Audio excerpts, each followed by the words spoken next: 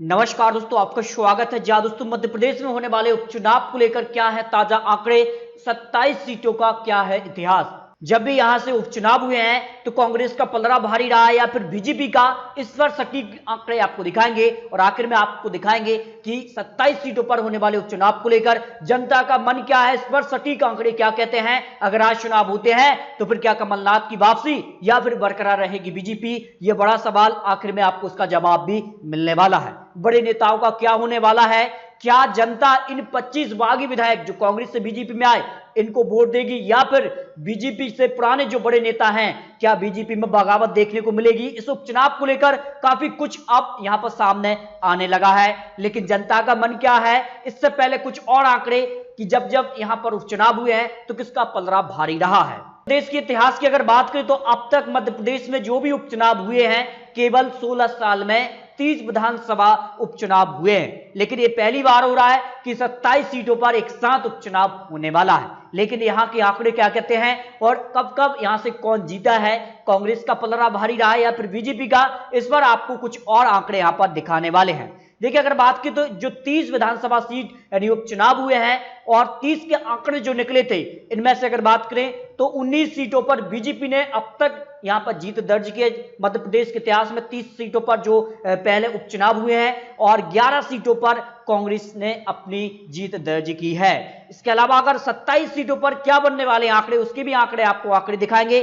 कांग्रेस के लिए अगर बात करें तो 25 विधायक जो हैं वो कांग्रेस से निकलकर बीजेपी में आ चुके हैं, तो ये बड़ा सवाल कांग्रेस के लिए बन चुका है। क्या वो अपने लगातार विधायक कम हो रहे हैं उसको रोक पाएंगे, क्या बीजेपी अपने पुराने नेताओं को मना पाएगी, ये काफी बड़े सवाल दोनों ही पार्टियों के लिए बन चुके हैं। यानी ये उपचुनाव ना बीजेपी के लिए आसान होगा ना कांग्रेस के लिए। इसके अलावा 30 सीटों के लिए जो चुनाव पहले हो चुके हैं, इसके लिए क्या आंकड़े बने हैं। देखिए, अगर बात करें तो 2004 से 2019 के बीच करीबन 30 सीटों पर उपचुनाव मध्य प्रदेश के लिए हुए हैं। इसमें अगर बात करें तो 19 सीटों पर बीजेपी ने यहां पर जीत दर्ज की है, यानी बीजेपी का जो परसेंटेज है वो है 63.33, यानी बीजेपी उपचुनाव में कहीं ना कहीं भारी नजर आई है कांग्रेस के लिए। इसके अलावा कांग्रेस ने यहां से 10 सीट जीती है और एक सीट यहां पर अन्य के खाते में गई है। तो कांग्रेस का यहां का प्रतिशत है वो है 33.33, यानी कांग्रेस काफी पीछे नजर आ रही है उपचुनाव को लेकर।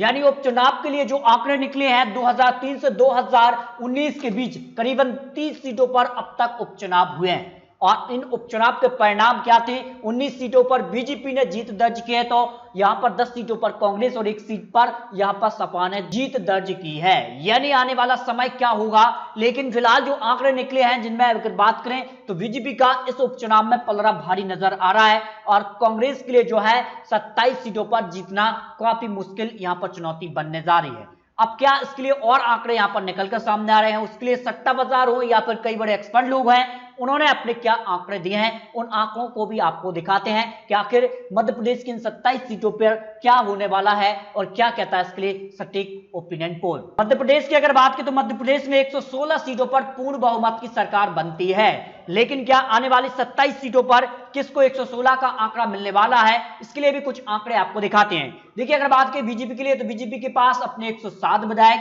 प्लस 5 का उनको समर्थन है। ऐसे में बीजेपी का जो आंकड़ा बनता है वो है 112, यानी 116 सीटों का आंकड़ा उन्हें छूना है तो उन्हें सिर्फ 4 सीट और प्लस करनी है और वो 116 का आंकड़ा आराम से छू लेंगे।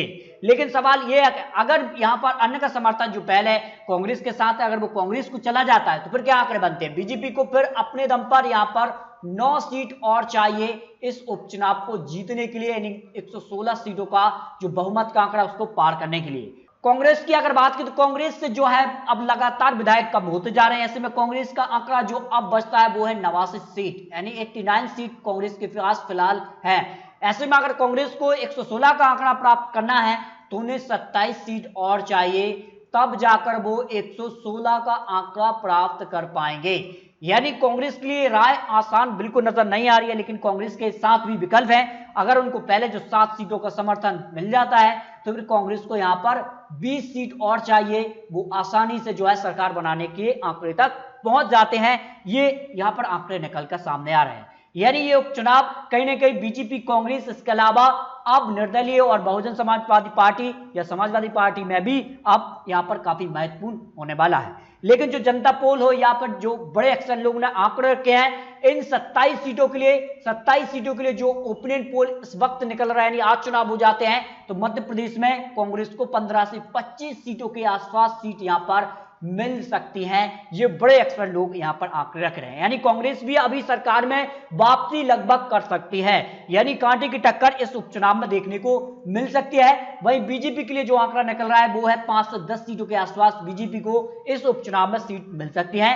ये यहां पर आंकड़े निकलकर सामने आ रहे हैं। हालांकि पिछले उपचुनाव और वर्तमान के उपचुनाव में काफी फर्क है, क्योंकि एक साथ 25 विधायक कांग्रेस से बीजेपी में आए और जनता समझ रही है और जनता अपना मन भी बना चुकी है, वो किसके साथ जाएगी ये तो आने वाला वक्त बताएगा। लेकिन आपको क्या लगता है, क्या मध्य प्रदेश में 27 सीटों पर जो उपचुनाव होना है, क्या उसमें बीजेपी को जो है इतनी सीट मिल पाएंगी कि वो अपनी सरकार बचा पाएंगे या फिर?